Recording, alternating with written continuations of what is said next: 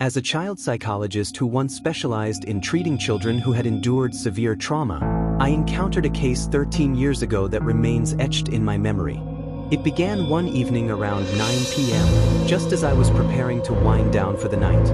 I was at my worn oak desk, sifting through notes from that day's clients, when I accidentally knocked over my glass of cold milk. The liquid splashed onto my lap, startling me, and as I jolted, the glass shattered on the floor. At that exact moment, my landline, yes, we still used those back then, shrilled loudly. The combination of breaking glass and the piercing ring sent my pulse racing. I grabbed the faded yellow receiver with one hand while swiping at the sticky milk stains on my sweatpants with the other. "Hello," I managed, my voice shaky, professionalism lost in the chaos of the moment.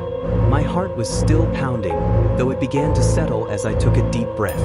"Hello, yes, this is me," I said, steadier now, feeling the adrenaline ebb. "Is this Dr. Thompson?" the caller asked, confirming my identity. "I'm changing names and places here for reasons that will soon become clear." "Yes, speaking. This is Lisa Carter, a social worker from Tresor County. I'm so sorry to call this late, but we're dealing with an urgent case." Her voice trembled with barely contained fear, signaling this was no ordinary situation. I barely registered my own rattled state as her panic overshadowed everything. "It's all right, Lisa. What's happening?" I'd worked with her before, though it had been some time. The urgency in her tone told me there was no time for pleasantries. A chill ran through me as she spoke, my body reacting before my mind could catch up. The shock from the spilled milk and broken glass hadn't fully faded, and now my stomach churned. My hand, still brushing at my damp sweatpants, froze, clammy and cold. The details of our conversation are hazy.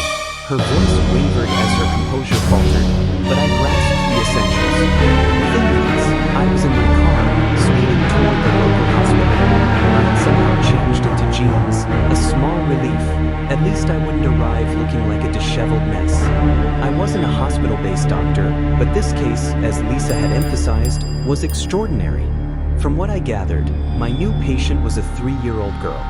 Neighbors had grown concerned after noticing her family's cars hadn't moved and their mail had piled up for over 2 weeks. They usually asked neighbors to care for their dog when away, but not this time, which raised alarms.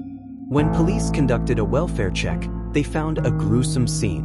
The girl's parents were bound to dining room chairs, their throats slashed so deeply they were nearly severed.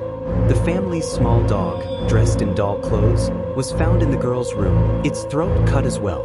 But the most heart-wrenching detail was the girl herself, unharmed, seated at the table. She had set out plastic plates, cups, and toy food, along with a jug of milk. She'd poured milk into her parents' open wounds, as if trying to feed them, leaving a horrific mix of curdled milk and dried blood on their bodies.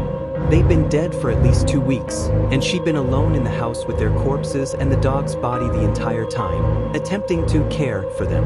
The hospital's glowing red and white emergency sign cut through the dark as I pulled into the parking lot.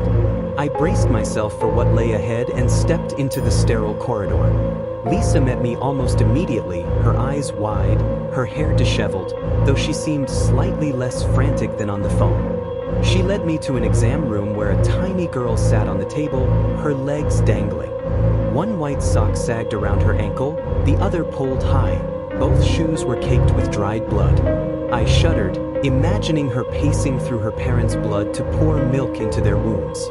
She wore a cheap pink princess dress, crumpled, with faint bloody handprints on it. Her tangled curls hadn't been washed in weeks, yet beneath the grime, she looked oddly healthy. No signs of dehydration or injury despite her ordeal.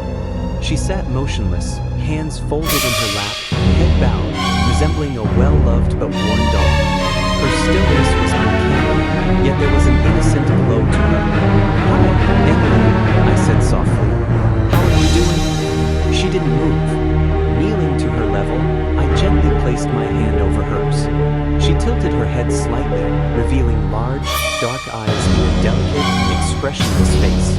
Her gaze fixed somewhere below my eyes, maybe my chin, but she remained silent, likely in shock. "Do you know why we're here?"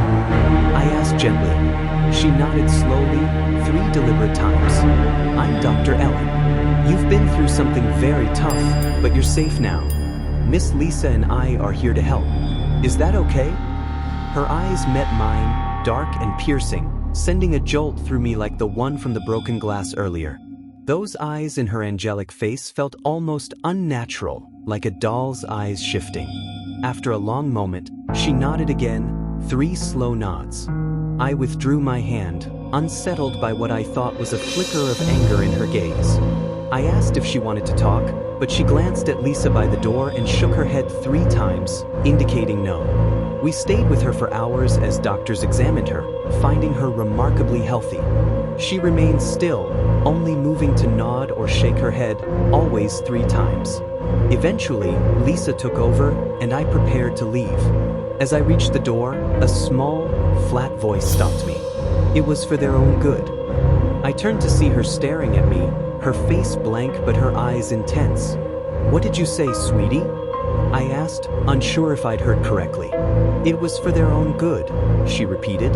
Lisa stepped closer, and Emily lowered her head, resuming her doll-like pose. Lisa and I exchanged a glance, and I left, her words echoing in my mind. Driving home, I reasoned she was parroting something the killer had said, a common response in traumatized children. It gave me hope that, with time, I could help her share more to aid the police, who had little to go on. There was no forced entry, and the deadbolt was too high for her to reach, explaining why she'd been trapped. She hadn't spoken to the police, and I disapproved of their harsh questioning methods. Why she'd been spared was unclear. They assumed she'd hidden during the murders, later dressing the dog and feeding her parents. I began weekly sessions with Emily a few days later. She'd been placed with a kind foster couple who had no other children. Most sessions were silent. She sat still, hands clasped, unresponsive. In the 3rd week, she agreed to color with me. We sat quietly, coloring separate pages. Weeks later, I noticed she'd scribbled jagged red lines across the neck of a cat in her drawing. Is that a collar? I asked lightly. Her head snapped toward me, eyes blazing with anger, though her face remained blank. Wordlessly, she stood, grabbed a stuffed dog from her arm, and slashed at its throat with a red curtain, shouting, "It's for your own good. It's for your own good." Her outburst, after months of silence, chilled me. My hands grew clammy, but I stayed calm, recognizing this as a reenactment of the trauma. "Where did you hear that, Emily?" I asked softly. She froze, her eyes locked on mine, and I swear I saw a faint smirk before she went silent again. I later spoke with her foster parents, who were stunned. She never spoke at home, spending hours in silent tea parties with her toys.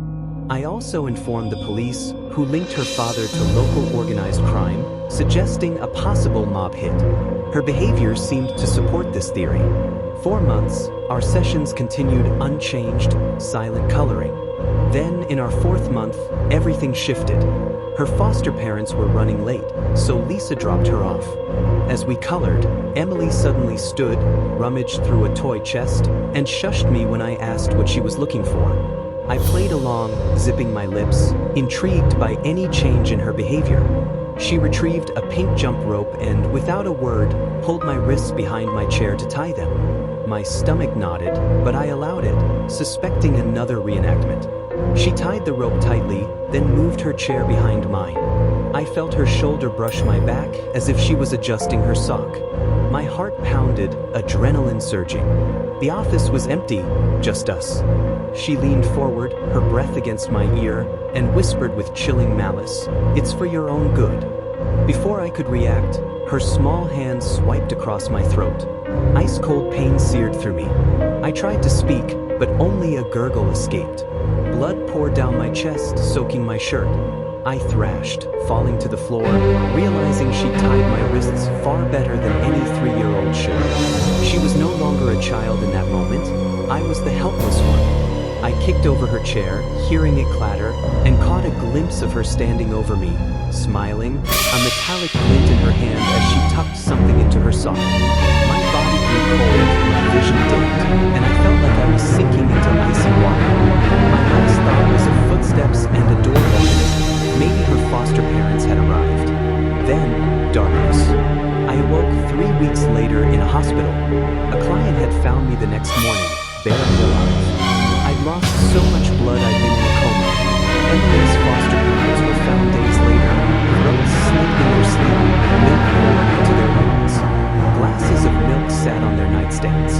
The police believed it was a mob hit, and Emily was placed in protective custody, her name changed, her location hidden. Even Lisa didn't know where she was. I tried to convince the police she was involved, but they dismissed it as trauma-induced hallucination, insisting she'd hidden during the murders. No one would believe a 3-year-old could be a killer, degrees or not. I left town, changed my name, and joined a group practice to avoid being alone with clients. I stopped drinking milk, unable to stomach it.